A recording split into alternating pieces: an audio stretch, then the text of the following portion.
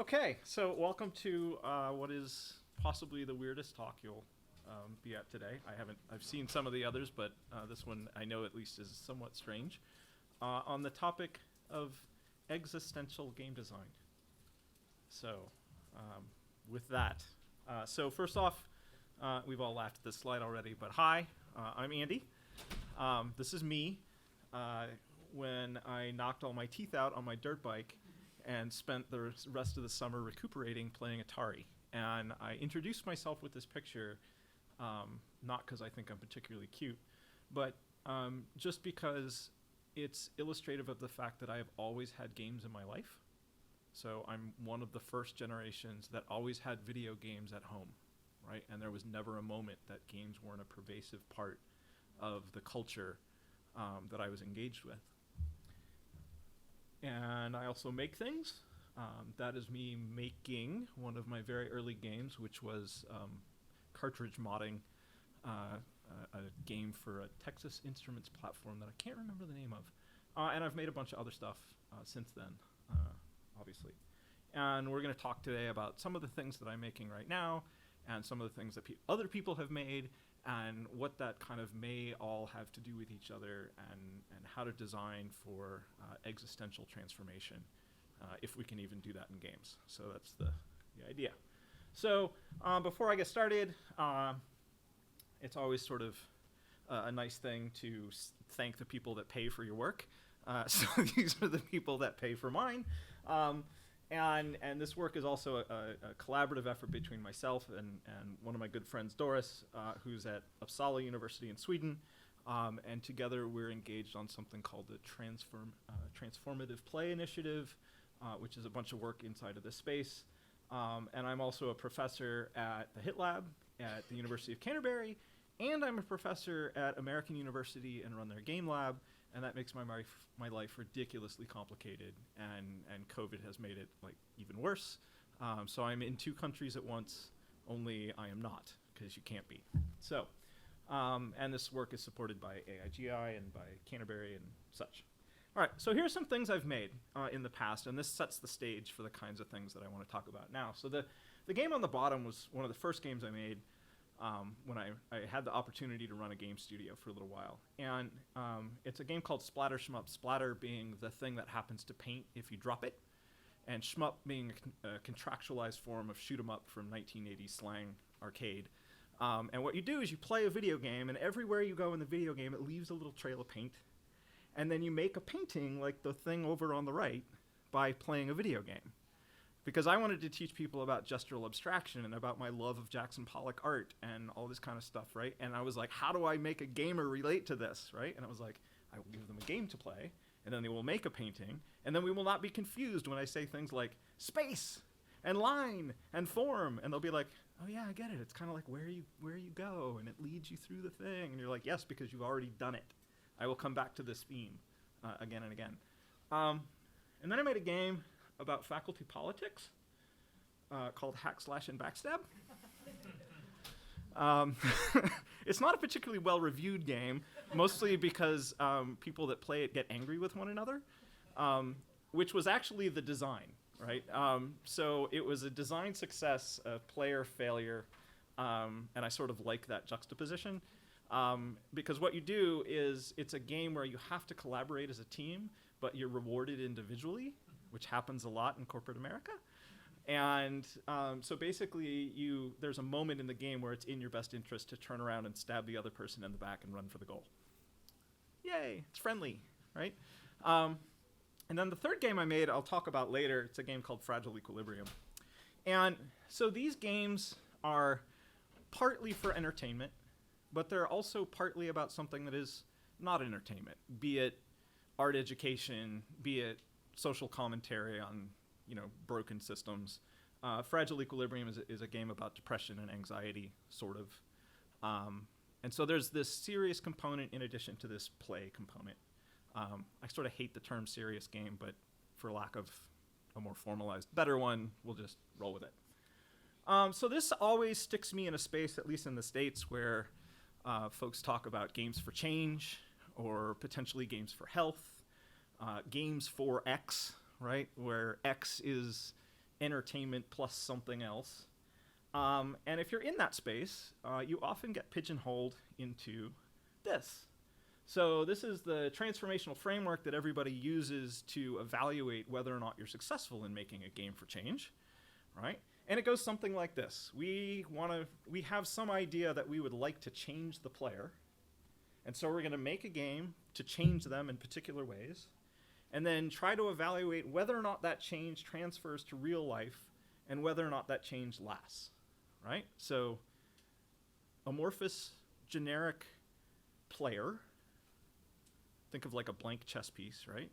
Plus game equals different chess piece, right? And if we know anything about games, we know that games can be interpreted wildly differently by different people. And if we know anything about people, we know that they're really not quite that simple, right? And so this whole idea of this form of evaluation just kind of rubs me the wrong way right from the beginning. Or, as Paolo Pedersini put it at Games for Change in his keynote, the kinds of change we can clearly measure are not all that interesting. Right? It was a phenomenal keynote. He skewered all of Games for Change at Games for Change. It was quite remarkable.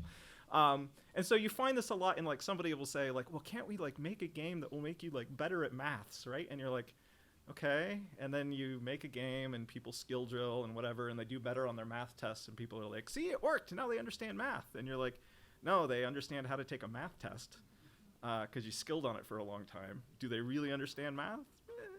Who knows, right? And so the question really is, can games contribute to a meaningful life, right? Can games engage us in this notion of really thinking about who we are and our position on this planet and what it means to live in harmony with ourselves and with our environment, right? Because if that's the kind of change you're shooting for, I don't think you can measure it the way that we just talked about measuring Games for Change. Like, it's not how it works, right?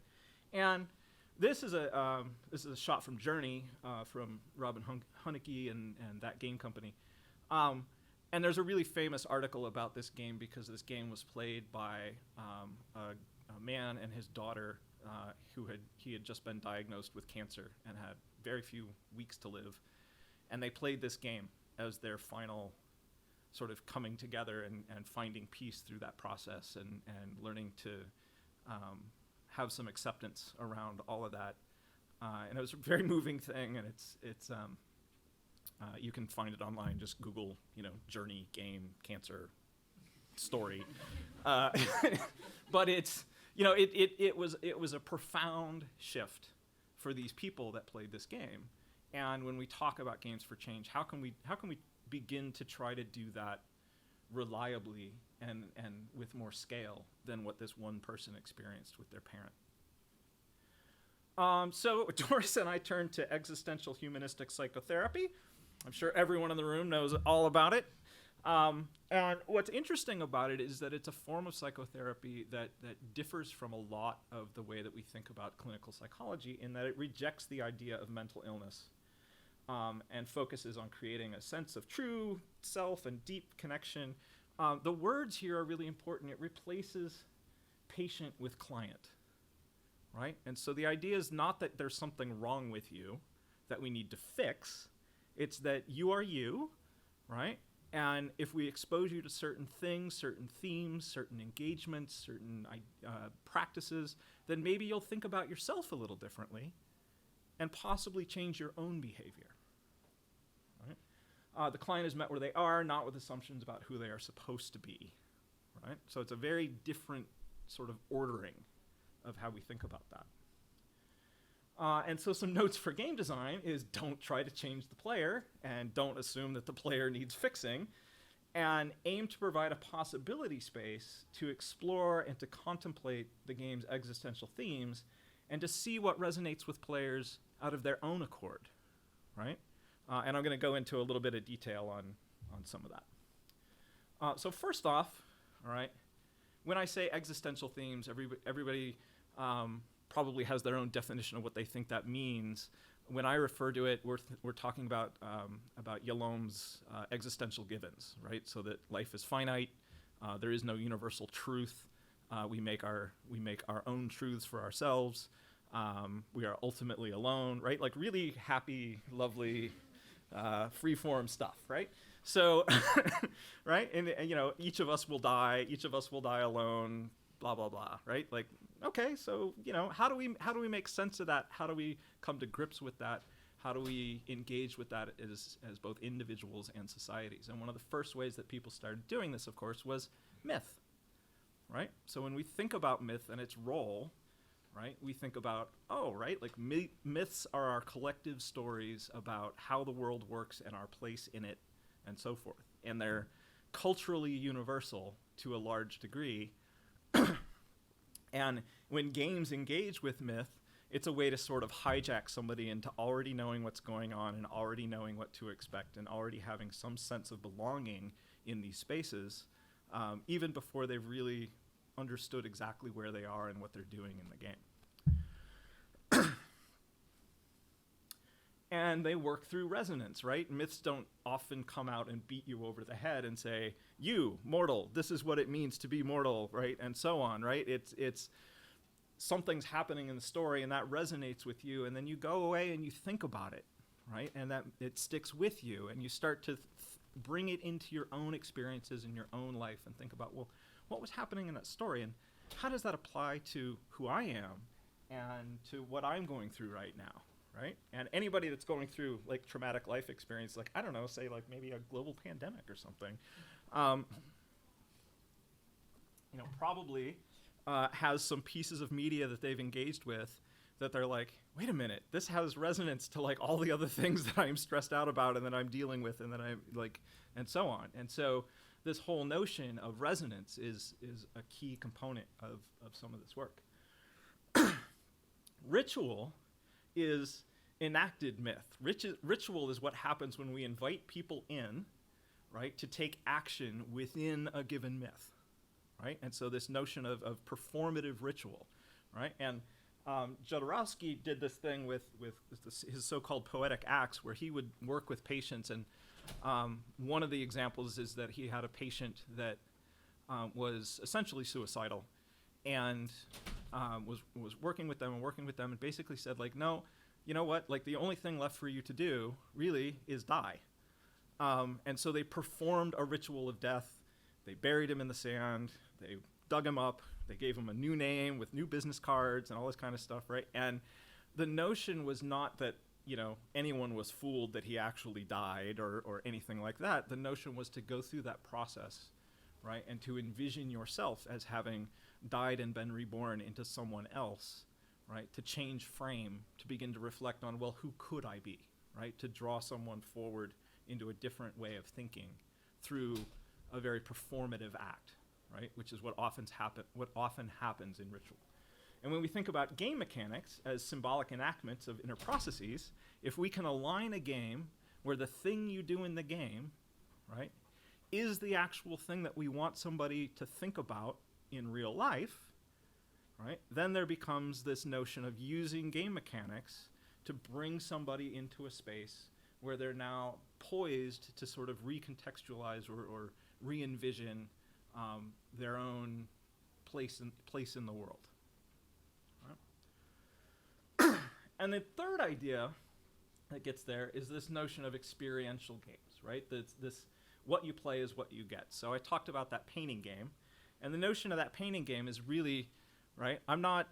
It wasn't an educational game about art, right? It wasn't like, here's Jackson Pollock, and he was alive between this year and this year, and his paintings are worth this much money, and they're in these museums, and so on and so forth, right? I just wanted somebody to think about, what was it actually like to make one? Because that came from a time when I was standing in the art gallery, and there was some kid with his parent, and you know, the kid was like, well, I could do that, right? And you're like, but you didn't, you know, but, you know, but that notion around process, that notion around form, like thinking something is simplistic or easy or whatever, and I wanted to challenge that and to get people to really reflect on how they were made and what that meant as a form of art. When I did the game about depression, so it's this game, Fragile Equilibrium. You can go play it, by the way, it's free. and it's on Xbox and Steam and all the things. It was a game that, it was a shmup game, and I like shmups because I grew up in the 80s and, you know, yay, shmups, arcades, woo!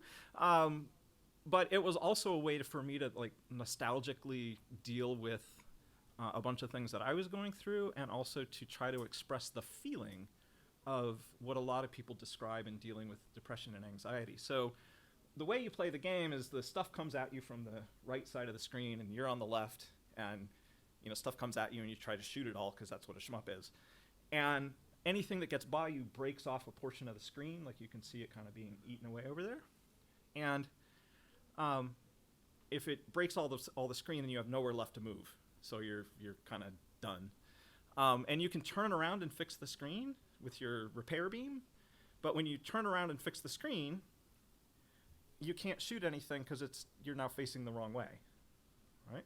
And so you're constantly flipping back and forth to try to find this balance between life coming at you and not stopping, and needing to focus inwardly and think about kind of your own perception of what's happening and all of this. And you wind up feeling very compressed and very squeezed. And then finding, as you go through that, these little moments of relief where things start to seem in balance and it's like it's going to be okay, and then maybe all of a sudden it's not again. And so it was an evocative, try to get somebody to think about what it feels like to deal with these issues, rather than to just educate around facts and figures on these issues. I wrote an extended artist statement. You can check it out and read it if you are so inclined. It's a thing that academics do with art games. Anyway, I point this out because as humans, we bring our experiences with us to the games that we play, right? And oftentimes, particularly in games for change work, we want to negate this, or we want to, no, not yet. We want to pretend that we're starting with blank little chess figurines, right? And that the game must transform everyone exactly the same way, when everything we know about myth and ritual and life is that it's in the journey, right? Very famously, it's in the journey, and there's the map of the Hobbit thing behind there, because journeys. So, or as Paulo put it, after his very provocative statement at the beginning, a large part of games' transformative potential remains unrealized or invisible, right? So how can we design things that position people to respond to things within themselves, right? So games are not just complex systems, they're not just mechanics, they're also our interpretation of them, they're also, we bring ourselves to them, and they reflect us back at ourselves, both individually and societally, and if we do it right, hopefully, we can really engage people in what that looks like in consideration of our own place in the universe. How do we do it? So this is where it gets a little theoretical, and this is what I'm working on right now. One is, if we map a space between games that incorporate or include existential themes and elements, right, and myth and ritual deeply embedded within that world, right, and ideally in a way that the mechanics engage you in those rituals, right, and those games are experiential, meaning that what you're doing in the game is in some way reflective or evocative of what we're trying to get you to consider in the real world, right, then that's a design space for games that help position people in this area, right? And so then you go through a game design process and you ask yourself, with each decision that you're making in terms of your design, does this move me out of one of these spaces? Does this put me outside the triangle, outside the circle, or does this center me more directly within this space? So Journey, as an example, right? It's pretty literal in the sense that, like, you are actually going on a journey, right? And it's asking you to think about the journey of your own life and so on. There's lots of ritual to it, from the little floating thing and all that kind of stuff, right? And what you do is what you play, right? And so it works in a sense of, like, it's slower and it invites you to think, to reflect on the beauty of the space, right? And it engages you in this sort of, you start to talk to yourself when you play this game, right? And anybody that's played it has kind of said the same thing, right? They're like, I started to really think about like where I was going and why I was going there and why would I want to go there, and like this whole thing, right? This is a game called Walden. It is literally the pond that Henry David Thoreau went to, and it is designed to, you play as Henry David Thoreau, having gone to Walden, and you must do certain things in order to not die, like firewood and hunting and fishing and so forth, but you spend a lot of your time kind of sitting around looking at a lake, just like he did, and thinking big thoughts about what that looks like, and your role in society and society's role, and why don't we value nature, and all of these kinds of things are wrapped up in this in the same way that they are in his work, all right? But it really, again, right, it's a serene space. What are we trying to get people to do? We're trying to get people to follow along in his footsteps and understand the philosophy, which was a very naturalistic, very sort of commune with nature kind of statement. And so we build a virtual world where pretty much the only thing you can do is commune with nature, right? And it's a really interesting play, right? Again, that I think sort of fits in the middle of that triangular space, right, around design, right? Here's the darling everyone's talking about right now. All right, so if you're not familiar with this game, you need to go buy this game immediately, and you need to play it. And you need to do so before the pandemic is over, because it's a very different game played during the pandemic and after. This is how do they describe it? A cozy little management game about death. And what you do is it's literally, you play a modified form of Charon and bring souls to the afterlife through the gates to the underworld, right? And it's not a sad death necessarily, although you will bawl your eyes out playing this game. But what it does is it engages you in the process. Again, what you play is what you get. You actually bring them to die, right? But what you do over time is you learn these characters' stories, you learn their lives, you see their relationships, you connect with them, you bond with them, and the game guides you very gently through a process of grief again and again. And it gets you to reflect on the value of those relationships and the deepness and the excuse me, the loveliness of those characters, right? In a way that there are umpteen gazillion player testimonials now online of, I was in the midst of the pandemic and I didn't have a way to process grief, and I didn't have a way to engage with all of this stuff. And there's there's one really interesting example where the game cheats you once, because there's always this little stage scene where you like guide them to the afterlife, and they come out and they kind of say goodbye and all this kind of stuff, right? And there's this one character that, and I won't spoil it by naming them. There's this one character where you throw a dinner party for them the night before, and then they're just gone. So you didn't get the grief you didn't get the ritual, right? And that's a perfect example of what happened to so many people in the midst of the pandemic, right? Which is, we didn't get our funerals, we didn't get to say goodbye, we didn't get to do all of the things that we as a society know how to do to process grief, right? And here's a game reflecting it back at you, right? Saying, this is why you're mad at the game right now, right? And it's perfect. So highly recommend. It's by Thunder Lotus. They're in Montreal. I wouldn't be here today if I wasn't willing to put my money where my mouth is. So Doris and I are also making a game based on this same design framework to try to illustrate some of the principles. Chapter 1 is out right now. You can play it on itch, called Witch's Way. But again, it's sort of like, how do we stay in that triangle to try to make all of this come together and to make this work as a design space. If I am an academic, so if you want lots and lots of words about all of these things, right? We've been publishing in psychology journals, at Digital Games Research Association, at a bunch of other things. And then she has written a book on deep games previously to this, and we're working on a book together right now about, we call it Games of the Soul, which is existential game design. But there's lots coming out about it. I'm happy to connect you with any of these things if need be. So the conclusion is we need more and better kinds of meaningful games. I think experiential games kind of have this unique spot in the design space. And we just need different ways to measure and to define success, because if we keep doing this race to the bottom on games plus X, equals Y, it's not interesting, right? We're just not going to get new and different forms of games. We're going to get games that are tighter and tighter bound to these, very small incremental goals. And that just doesn't really interest me as a designer, and hopefully I've convinced all of you that you should go out and be weird too. So with that, I live here on the internet, and you're welcome to contact me and connect with me on social and all that stuff. Yay!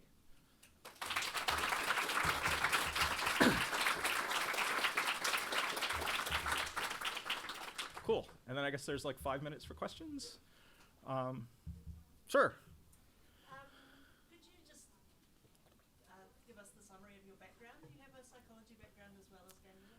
I don't. Doris does. Doris is psychology, you're game design? And I'm game design and art. And that's how we found each other. And how did you get there? So Doris's path is pretty interesting. She was studying psychology, and she got hooked into the MIT education arcade thing that they did for a while. So they were doing game stuff, and then a bunch of people went to Singapore to do it all together. And then she came back, and she was at Drexel for a while in the States, which wasn't too far away from I was at RIT. And we both had games programs, and we were both kind of squished into running games programs. And so we started reaching out like, this is hard, and I don't like it a lot. And so we connected on that. And then I think probably just kind of like she saw some of the games that I was making and found them really interesting. I saw some of the games she was making and found them really interesting. And we started like kind of theorizing about like, well, why are they interesting? And what's working about some of these games? And we just kind of fell into sync of, two people thinking about the same space, and just started bouncing ideas off of each other a lot. So, yeah. Yeah. With these sort of like existential games and ones that are based on like philosophy and psychology, they usually require quite like high level language to communicate and understand. How do you find making it like accessible to players who don't have that sort of context? So that's what I love about some of the example games. And I would love to say that mine are the perfect examples, but really honestly, like the journeys and the spirit fairs are the perfect examples, because they exist in that space, right? And they do it without any of that stuff, right? We're not educating about psychology. We're not trying to mimic the principles and plot lines of psychotherapy. We're not engaged. We're not trying to make a game not a game, right? We're very much approaching the game being the forefront meaning and measure of communication, right? And if that means, it's like the art game, right? Like, could I have stuck in a whole bunch of educational material around Pollock and all this other kind of stuff? I could have, right? But that wasn't the core experience of that game. And so I think that games can just stand on their own as being what they are, right? And having the respect for the player to interpret it for themselves, right? That said, we made that art game, and then some bright, enterprising K-12 teacher like made a whole curriculum to go with it and packaged it, and like, and I was like, cool, that's great, right? But I'm not going to do that work because that's not game design, right? Yeah. I think very similar question, but I think in terms of I see you as an artist, and then I see your game as like a form of art itself.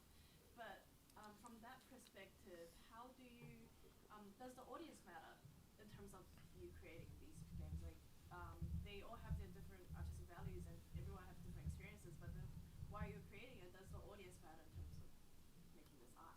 Right. So, yeah, without getting too deep into like big capital A art world, there are lots of different reasons that people make art. For me, I think that audience is very important to the art that I make, because one of the things that I'm trying to do with my art is, I call it fantastical storytelling, but it is the role of art to envision an alternate to the status quo, to the present, right? And to engage people in consideration of that alternate, right? And so, to me, you can't have that dialogue without considering the fact that the public is there, right? There are lots of other reasons people make art. Some artists will tell you they make art for themselves and it doesn't matter the minute they walk away from the canvas and so on. But for me, I think the reason that I want to make stuff is because I really want people to sort of rethink where we are and how we got here and why we're here. And if I can do that for people, then that to me is the sustaining part of making art. Yeah. Sure. Do you think that these kind of games can fulfill those myths and rituals that we might have lost in the sort of society that we live in now? Is that kind of like the place of the games that you're making? I think in a lot of ways they already are. And the example that I didn't use is to me personally, one of the most existential and transformative games was Missile Command. And Missile Command is a weird arcade game that was out in the early 80s, right? And it's basically like a bunch of missiles which are lines, and you have to zap them with circles before they blast the bases. So at the time that I played it, I lived in Bakersfield, California. Bakersfield, California is 1.6 miles away from Edwards Air Force Base. And it was 1983-ish, right? So it was like the height of the Cold War, and it was like, if they bomb us, like, I'm done, right?